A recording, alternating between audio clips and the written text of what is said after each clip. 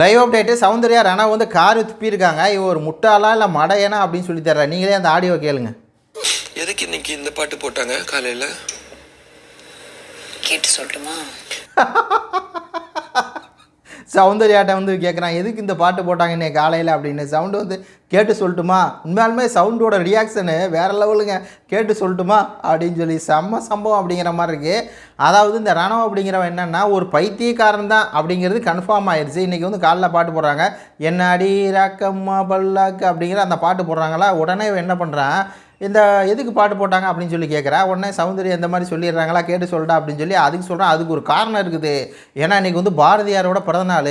பாரதியார் வந்து அவருடைய மனைவியை வந்து என்னன்னு கூப்பிடுவார், ராக்கம்மான்னு கூப்பிடுவார். அதனால தான் பாரதியார் பிறந்தநாள் அப்படிங்கிறனால அவருக்கு டெடிகேட் பண்ணுற மாதிரி என்னாடி ராக்கம்மா அப்படிங்கிற பாட்டு போட்டிருக்காங்கன்னு ஒரு பைத்தியக்காரன் போல் பேசுகிறான். உனக்கு அது சொல்லிட்டு அவன் இன்னும் நிறையா விஷயம் சொல்கிறான்.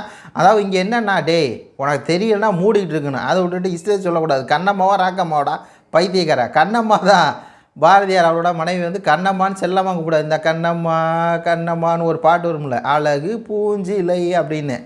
அவர் மனைவி வந்து பாரதியார் மனைவி வந்து கண்ணம்மான்னு கூப்பிட, இவன் ராக்கம்மான்னு பைத்தியக்காரனாட்டம் பேசிகிட்டு இருக்காங்க. அதோட விட்டுருந்தா கூட பரவாயில்ல. உனக்கு இது கூட தெரியாதா?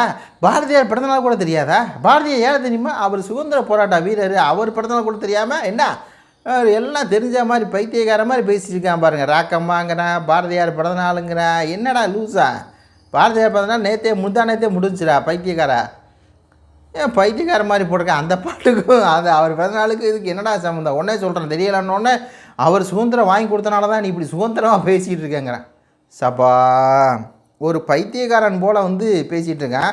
அதாவது இந்த தெலுங்கு படங்கள்லாம் பார்த்தீங்கன்னா, நாகார்ஜுன படங்களெல்லாம் சுதந்திர போராட்ட வீரர்னாலே வந்து பாரதியாரையும் வீரபாண்டிய கட்டபொம்மனையும் தான் பேசுவாங்க.